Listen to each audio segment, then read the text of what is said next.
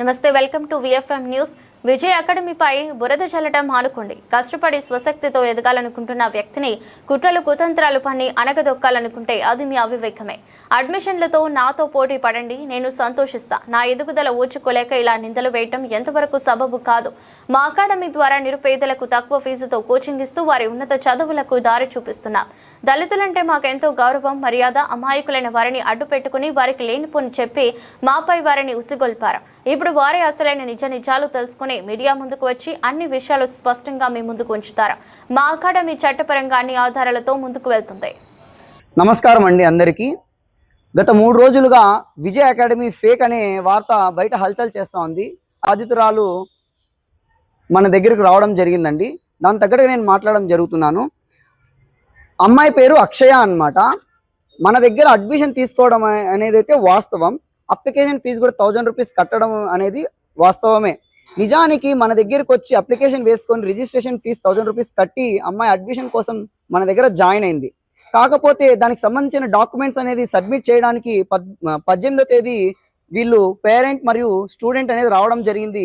ఆ టైంలో మన ఆఫీస్ మీదకి దాడికి వచ్చిన రిమైనింగ్ పిఆర్ఓలు ఎవరైతే ఉన్నారో, గిరీష్ అనే వ్యక్తి అయితేనేమి, సంగమేష్ అనే వ్యక్తి అయితేనేమి, జగదీష్ అనే వ్యక్తి అయితే ఇట్లా రకరకాల పిఆర్ఓలు దాదాపు 20 మంది వరకు మన ఆఫీస్ పైకి దాడికి రావడం జరిగింది.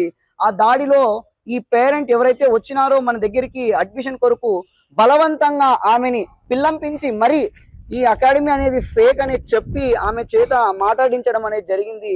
దాని తగ్గట్టుగా ఆమె ఆ తప్పు తెలుసుకొని మన ముందరకు అది నేను చేయలేదు, బలవంతంగా ఇతర పిఆర్ఓలే ఈ విధంగా చెప్పడం జరిగిందనే ఉద్దేశంతో ఆమె మన ముందరకు రావడం అనేది జరిగిందండి. దానికి తగ్గట్టుగా ఆమె మాట్లాడదలుచుకున్నారు. కమదూరు మండలము, అనంతపురం డిస్టిక్. నా పేరు మమత. మాకైతే ఏంది పోటాలు గీటలు తీస్తారని మాకు తెలియదు. మమ్మల్ని అయినా కానీ పాపని నన్ను కూడా పోటాల్లోకి పెట్టించి చేస్తున్నారు వాళ్ళు. మాకు గొడవ అయితే తెలియదు. మేమైతే 1000 రూపాయలు ఇక్కడ కట్టాము.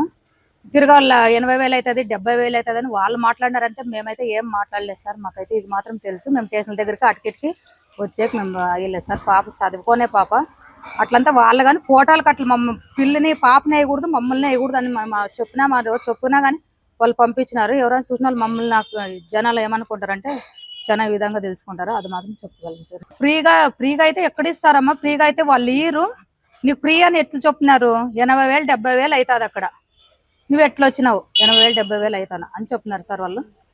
ఏం సార్ కానీ 80,000 70,000 అవుతుందమ్మా, ఎంత ఫ్రీ సీట్ అయినా కానీ 80,000 70,000 అవుతుంది అన్నారు సార్. పాపని అడగలేదు సార్. నేనైతే చదువుకోలేదు, ఇవన్నీ అడిగేది సార్. నేనైతే ఏం చదువుకోలేదు. వాళ్ళకి గొడవలు నాకు తెలుసు సార్. అదైతే వాళ్ళకి గొడవలు నాకైతే తెలుసు సార్. ఏమనుకోనైతే ఇట్లా దారంటే పోయే మనుషులు అనుకున్నాను. వాళ్ళకి వీళ్ళకి ఏమన్నా కొట్లాట ఉండేది నాకు అసలు అది తెలుసు సార్. మా దగ్గర కమదూరు మండలం. వాళ్ళు వస్తాంటేనే ఇట్లా రోడ్ అంటే వస్తాంటేనే మీరు ఎంత గంగ వచ్చినారు, ఏమిటి గంగ వచ్చినారు అని నిలేసుకొని మాట్లాడుకొని స్టేషన్ దగ్గర తోలుపోవడం సార్. మేమైతే స్టేషన్లో చూడలేదు. వాళ్ళ పేరు అయితే నాకు తెలుసు సార్. స్టూడెంట్ నేమ్ అక్షయ అండి. ఈమె పాలిటెక్నిక్ లో క్వాలిఫై అయినారు. క్వాలిఫై అయినందుకు మన దగ్గర ఫ్రీ సీట్ కోసం అప్లై చేయడం అనేది జరిగిందండి. నేనేం ఫ్రీగా ఏమి ఇవ్వడం లేదు. గవర్నమెంట్ ఏదైతే ఉచిత విద్య మరియు ఉచిత హాస్టల్ అనేది రన్ చేస్తుందో దాని ద్వారానే నేను సీట్ ఇప్పిస్తానని చెప్పినానే కానీ వేరే ఉద్దేశంతో నేను ఇప్పియలేదండి. వీళ్ళ దగ్గర లక్షల ఫీజులు కూడా నేను గుంజలేదు. వేల డబ్బులు కూడా నేను వసూలు చేయలేదండి. కేవలం వీళ్ళ అప్లికేషన్ రిజిస్ట్రేషన్ ఫీజు మాత్రమే 1000 రూపాయలు తీసుకోవడం అనేది జరిగింది.